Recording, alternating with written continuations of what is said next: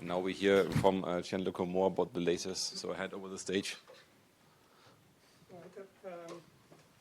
Can you hear me well?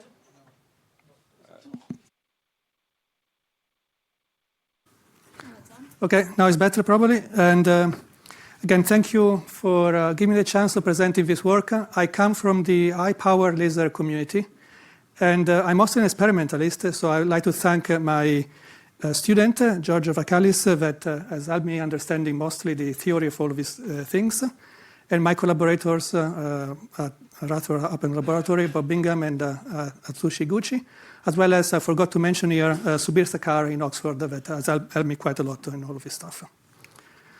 Okay, so first of all, since most of you are not familiar, I'll try to give you an overview of high-power lasers and what we can actually do with these machines. These are very large lasers, and they essentially work in the same way as the pointer here. I don't know. They work essentially as a small laser, a pointer laser, and the only difference they consist of a set of different, many chains of amplification stages. You start with very small amplifiers, which are made of glass, and then after each amplification stage, the beam gets a little bit larger and larger, and you do that in order to avoid damage in the amplifying glass. And you end up at the end with a very large system that can deposit a lot of energy in very small volumes. And when I mean a lot of energy, we are talking about the lasers we use are like the US National Ignition Facility laser. This is currently the largest laser in the world at the Lawrence Livermore National Laboratory. Has 192 beams, start with infrared light, and then is converted in the end into blue light, and produce about 1 to 3 megajoules of laser energies. Impulses of about 10 to 20 nanoseconds. So the amount of power that the system delivers is in the order of hundreds of terawatt. So to put in perspective, this power is comparable to the US national grid. Right? So it's very, very large amount of powers that can be focused in a very small spot, a volume in space. So this is the idea that one could also exploit for fundamental physics. And so now what I'm going to give you is a basic concept of a laser-plasma interaction, and the way I try to do is very, very simple. But essentially means that typically what you do, you have a sample, which is a foil of some materials, for example, which contains electrons and atoms. And the laser that is focused into this material propagates until the laser frequency is larger than the plasma frequency of the medium. And when this is not true anymore, essentially all the laser energy is deposited near what we call the critical density, which is the density at which the plasma frequency equals the laser frequency. All the energy is deposited mostly into the electrons. The electrons get very hot, and the material is vaporized with electrons flowing away. And what you can do is to do a very simple estimate. You know the laser irradiance that you started with, and then you assume that all of this is carried out by the electrons with some velocity here and some thermal energy, which is the energy evaluated at the point of energy deposition, which is the critical surface. And with times some efficiency factor that is typical on the order of 10%. And so you can solve this equation, and you find out that even with the modest lasers that can deliver so modest, so still pretty large, they can deliver on the order of 10 to the 14 watts per square centimeter in the infrared. This laser can eat up the electrons in the material to about a few kilo electron volt. And now this corresponds to a pressure that you deliver into the material on the order of a few megabars. Okay, so this is already with a modest laser. With lasers that are much more intense, you can conceivably reach pressures that are in the order of even a gigabar. So these are enormous pressure in which you can deliver essentially very, very large energy densities.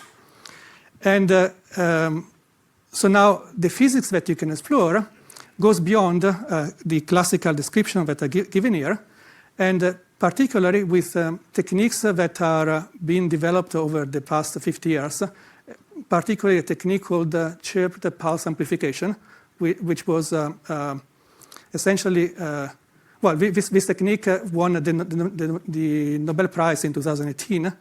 Essentially, it says that you can compress and achieve even higher intensity than what you could get with normal Q-switched laser systems, and to the point where the electrons that are heated acquire a velocity which becomes relativistic. So you can heat electrons to relativistic energies, and then if you go even higher, you can exploit a situation where QED effects like pair production becomes important. So all of these processes at some level had to be accounted for when we deal with these very high intensity lasers. And this applies not only to optical lasers, but now new machines have been developed, particularly X-ray free electron lasers, that are an improvement over synchrotron machines, and they can also achieve now relatively high intensities in the X-ray regime, as well as in terahertz regime.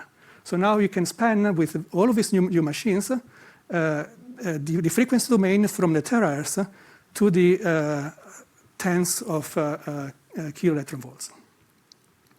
So now the question is, can we use these machines for fundamental science? And also here in Europe, there are very, very important machines that are becoming operational. One is the extreme light infrastructure, which is divided between the Czech Republic, Hungary, and Romania, that will achieve intensities on the order of 10 to the 23 watts per centimeter.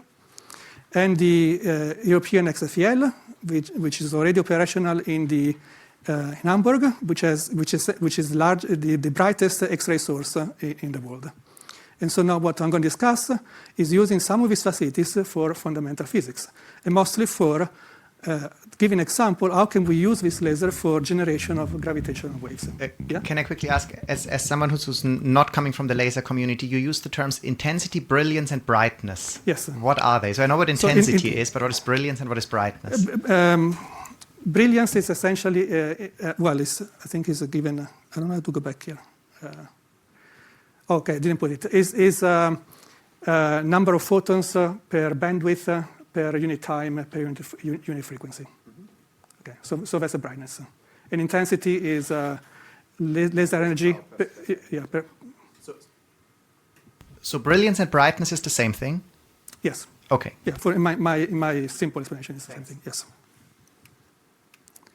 Okay, so now let's look what people have thought about using this type of lasers to generate gravitational waves. So the idea comes almost about 10 years ago. Let's assume that you have a foil, a very thin foil, and you illuminate this foil with a high-intensity laser. So what happens, the electrons become all relativistic, all the electrons are ejected from the material, and you're left with your foil, which is now is charged positively. So you have set up a charge imbalance, and there is an electric field, and this electric field accelerates all the ions in the material to some value, to some velocity, right? So essentially, what happens, you have a non-vanishing component of the energy stress tensor that you can calculate, and people have done these calculations, and what they show is that within this model, you can get maximum strains that are small, right? But they are on the order of 10 to the minus 43, and with frequencies that these are the frequency expected due to the acceleration, and those are in the range of 10 to the 13 to 10 to the 14 per second, so in the terahertz, radio terahertz regime. The different lines here corresponds to essentially the different model of how the energy is actually deposited into the electrons, but the strains remains very small. Yeah. Well, I have a general comment, but I don't know if it's correct or not. So here you are assuming the classical description of gravity. Yes. And a classical emission by this energy momentum tensor. Yes. But since this is such a small amount of gravitons, I think you have to do a quantum mechanical calculation. And if you do it, I have not done it, but I think that for this particular, I can tell you that one atom takes 10 to the 44 seconds to decay into gravitational waves. Mm-hmm. So in this case, I'm not sure if the classical calculation is correct because you may have rates of emission which are super, super long. So I think it's something I want to do. I don't know if... Yeah. So the calculations were presented here. I mean, we didn't do this calculation. I just presented in an overview. We're all classical. Exactly. So I think that maybe when you do the quantum calculation, for this to be correct, you need to average over huge time. So I don't know. I think it's something to... Yeah, I mean, I don't know. But I would tend to agree. And I would also say that these strains are way too small to be measurable, even at these conditions. So what we did was to explore a different scenario, essentially looking at the Gerstenstein effect, where in presence of magnetic field, gravitons can convert into photons and vice versa. And the idea now is, what if we have a counter-propagating laser pulse, and we establish a standing wave, and then the electromagnetic field can convert into gravitons. Right. And this is what we explored with my student. And the idea essentially, you have two laser beams at some frequency, omega laser. And what we find out is that they generated a gravitational wave as a strain, which is maximum at twice the laser frequency. And the values of the expected strains are small, still very small, but a bit larger than was produced by the previous technique. Yeah. If you have this counter-propagating thing, you can also create plus and minus pairs like QED. So did you? No. So no, that's true. Yeah. So you can do many other things, right? But these intensities that we are talking here, they are not really sufficient for vacuum breakdown yet. Can you use the microphone on there? Oh, excuse me. Yeah. Yes. But now it's too late. So the question, in case people didn't see, the question was at very large laser intensity, the electric field may be comparable to the Schwinger field. And at that point, you can also have a vacuum per production. And my answer was at these intensities, you are still well below the Schwinger limit. Yeah. Another question, do you need the standing wave, or you can have just one beam going through the magnetic field? So in this case, we have a standing wave in this type of calculations that we did.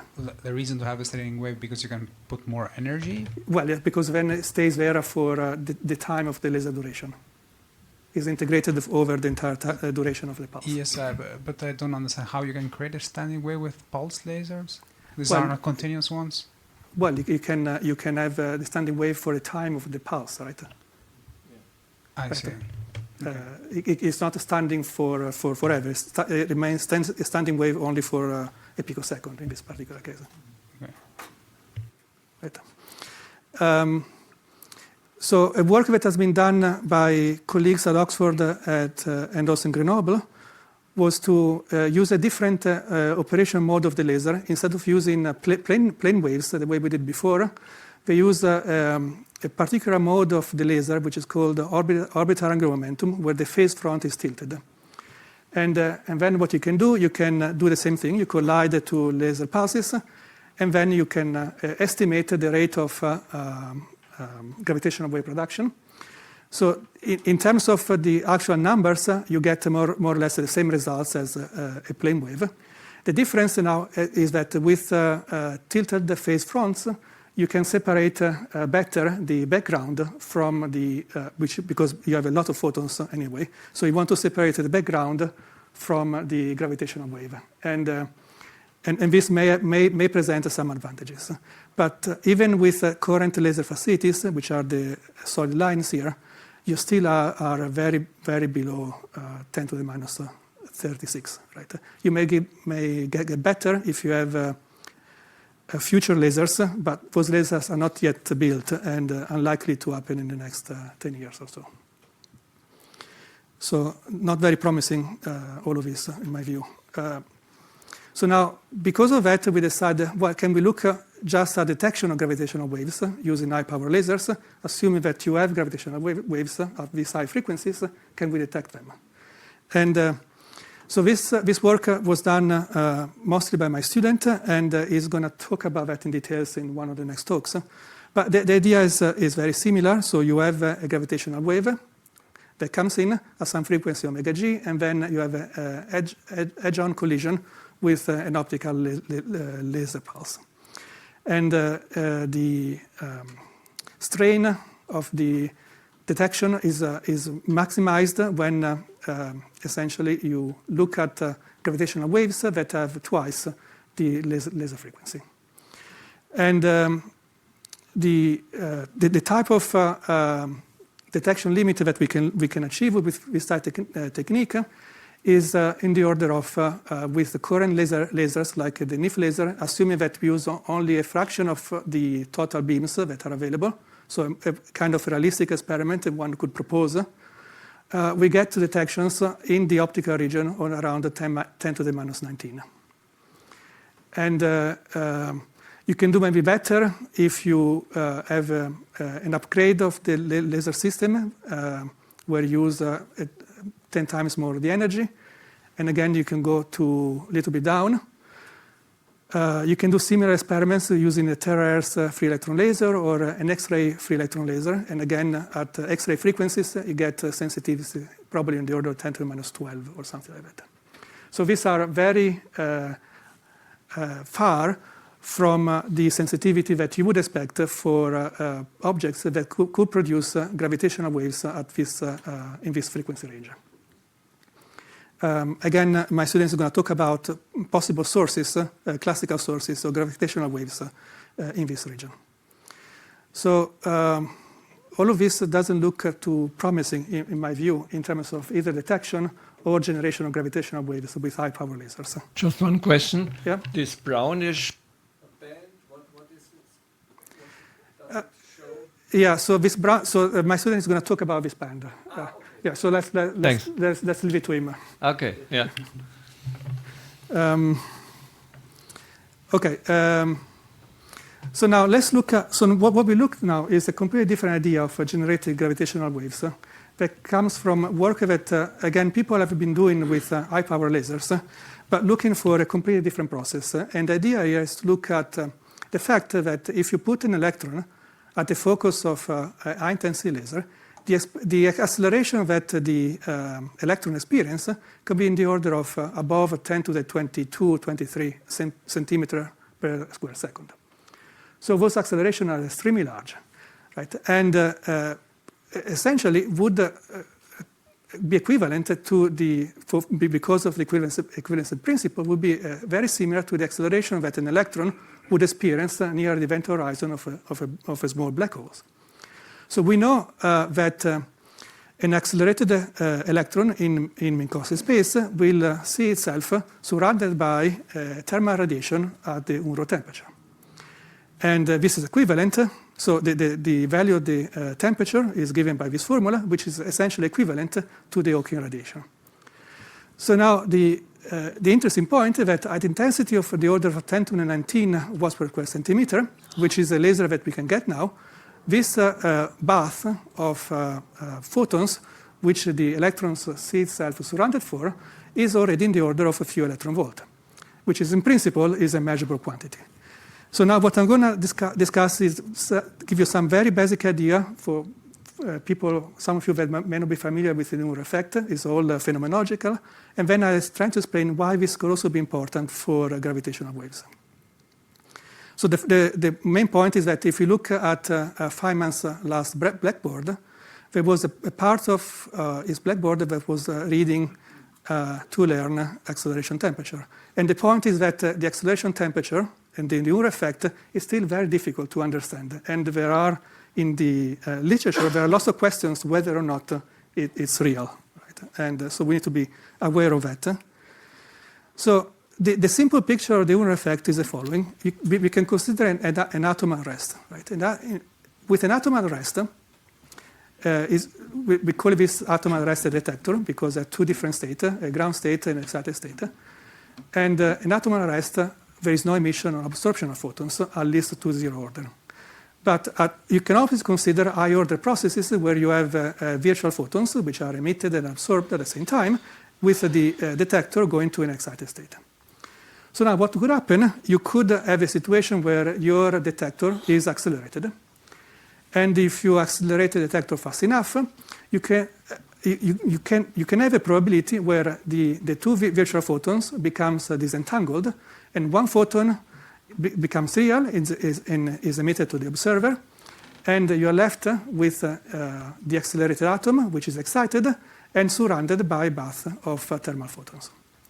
So now you can go through the full quantum field theory calculations, and what you find out is that this bath of electrons is a thermal bath at one particular temperature, which is the Unruh temperature.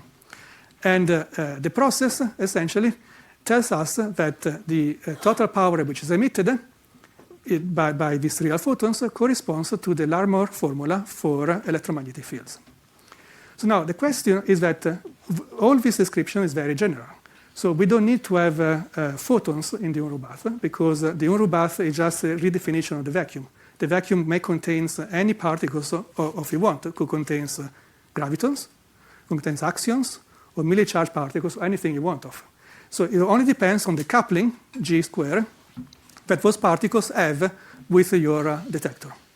So now you could have a Larmor formula that applies in the same way for a generation of gravitational waves. So now the idea is we could accelerate electrons. We know how to do that to very high accelerations, and then look at the equivalent Bremsstrahlung radiation produced by these accelerated charges. And you can do that classically, and people have done it classically, where essentially you do the calculation. This very recent, you do the calculations of the number of gravitons that are produced by an accelerated charge, and you find out that goes as 8 to the 4.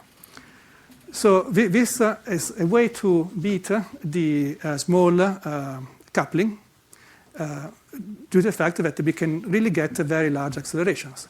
So now, if we just do a back-on-the-envelope estimates, convert a number of gravitons into a strain, we get now strains that are much larger and possible much more interesting than the strains that you can get with previous techniques, even with currently available laser nowadays, right? So I need to put a disclaimer. This is just a very crude estimate, right? So it requires further investigation. So we start to look into that using proper quantum field theory. And but however, if confirmed, provides maybe, I think, a much more fruitful avenue for looking for generation of high-frequency gravitational waves. Sorry, at what frequency? So the frequency will depend on the Unruh temperature. So it's like a thermal spectrum? With a thermal spectrum at whatever temperature you have, right? So it probably, at these intensities, will be around 1 electron volt. Before we have further questions, let's just finish the last slide. Yeah, so the last slide was just the conclusion. So laser technology has evolved rapidly in the past 50 years. So just with high-power lasers, there have been 2 Nobel Prizes awarded in 2018 because of the CPA and just this year on high harmonic generation. So now we can achieve a very high energy densities, right, which enable generation of gravitational waves. Those gravitational waves strains are still very, very hard, very challenging to detect. But perhaps there are avenues looking at the Hawking-Unruh effect that could help us better in generation of gravitons. Thank you for your attention.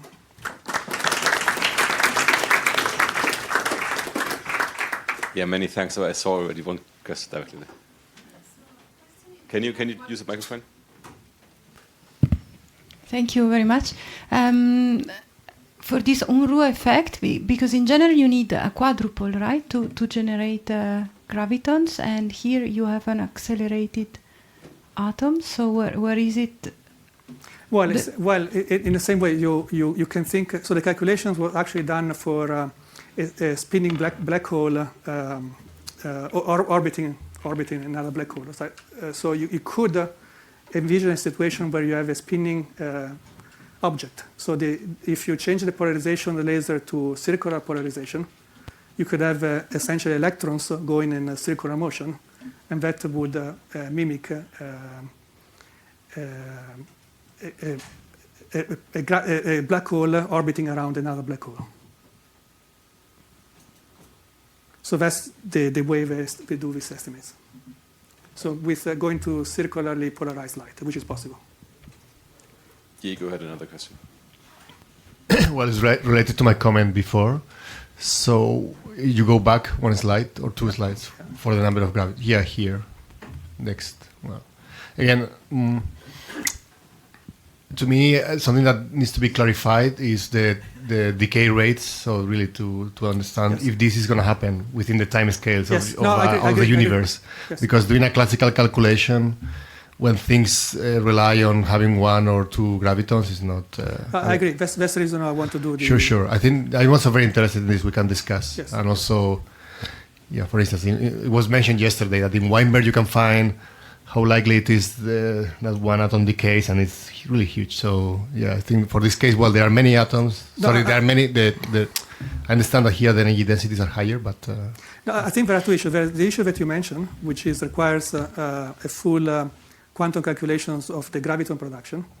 The other issue is the equilibration of the Unruh effect, because the acceleration, the Unruh effect assume a uniform, infinite acceleration, and that has to be accounted for. Direct comment to this, I guess. So Dyson in one of his papers has a relation between the number of gravitons and the strain amplitude of the gravitational wave. And the strain amplitudes you were proposing to generate there were on the order of 10 to the minus 36-ish, right?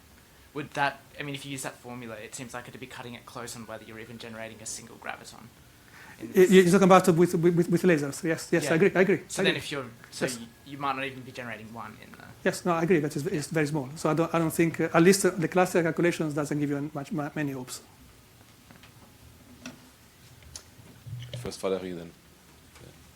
I had a question on the sensitivity you were showing for the laser method, so the NIF laser. So to draw that, exactly that one, so to draw that plot, to draw those red lines, do you need to assume something about the duration of the signal? Like yes. So the assumption was 20 nanosecond. Okay. And I think you do use a rep rate here of four shots per day, and I think that the result was assuming that you do that in 1 day. Yeah, to produce the pulse laser, at some point you said that there is a plasma. So I imagine there are charges, and if your source laser at the beginning was like polarized in a elliptical way, so then the charges also will be somehow spinning. Yes. Would you expect that the gravitational waves will be produced within the pulse? So there are two different things, right? So in this scheme here, all these schemes, right, assumes that you don't have any, you have vacuum. Right. So you, at the focus of the laser, there is nothing else than photons. In the schema that I described initially, right, there was this one, you assume that at the laser focus you have some material. Right. So in this case, yes, you could think of different type of polarizations to excite different modes. But in these schemes here, I don't think I didn't do the calculation, so I don't know for sure. Right? We only assume linearly polarized light. But Kilian, I think, they used this type of schemes of structure of the light. But even in that case, the strains is pretty much the same. But the way the wave is polarized, the gravitational wave is polarized is different. Right? And he can say more because he did all the calculations. There was one more question here. Yes, just to understand the first part of your talk, the one about the piston model. Yes. So can you go back to that slide where you show the energy momentum tensor? Oh, sorry, I got it one way. So the idea here is that this expression is the source of the gravitational waves. That's Is that yes. right? Yeah. But you need more than this, right? You need to have like some sort of quadrupole structure. Not only this, I mean, this will not give you anything. This is what we assume in this paper. Right, we assume that this is the only source of the energy stress tensor. But the structure of the tensor it gives, has a quadrupole. Yes, it does. I mean, we went through the paper. I just simplified the expression here. Okay. Yeah, I mean, the reference is this one here, right? So you can look at the way we did the calculation exactly. But we brought the quadrupole part of the energy stress tensor, and from that estimated the strain.